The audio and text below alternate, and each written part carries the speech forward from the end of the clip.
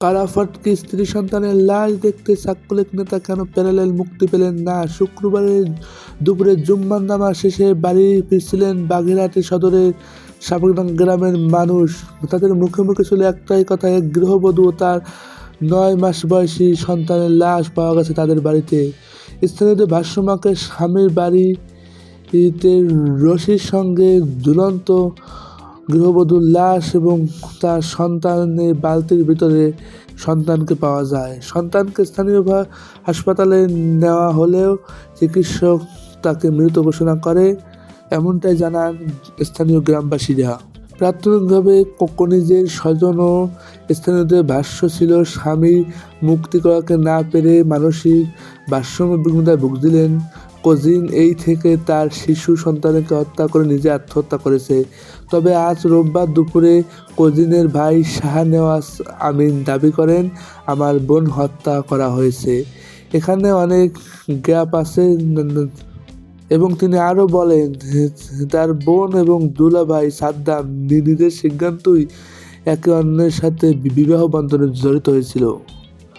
সাদ্দামের ভাই বলেন, ভাবি শুধু বলতেন যে আপনার ভাই কি ছাড়া পাবে না। বিভিন্নজন বিভিন্ন সময় তাকে বলেছেন সে কখনোই ছাড়া পাবে না, ছাড়া পেলেও স্বামী ভাইরাল হয়েছে, তাকে মেরে ফেলবে।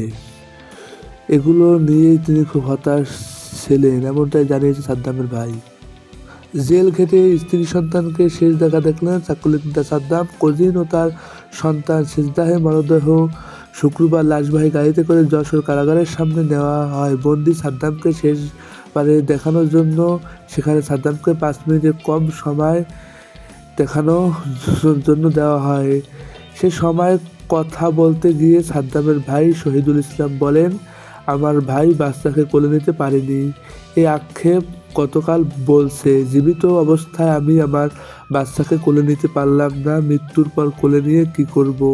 সে সন্তানকে মাথায় হাত রেখে বলেছে, আমি ভালো বাবা হতে পারলাম না, আমি ভালো স্বামী হতে পারলাম না, আমাকে ক্ষমা করে দাও। এটাই ছিল ভাইয়ের শেষ কথা। 2025 সালে এপ্রিলে গোপালগঞ্জ থেকে চাকুলিক নেতা সাদ্দামকে গ্রেপ্তার করে পুলিশ।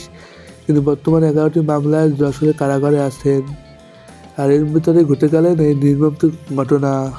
বন্ধুরা, সকল ধরনের নিউজ সবার আগে পেতে আমাদের চ্যানেল সাবস্ক্রাইব করে রাখো এবং যে কোনো নিউজের মতামত তুমি আমাদের কমেন্টে প্রকাশ করো।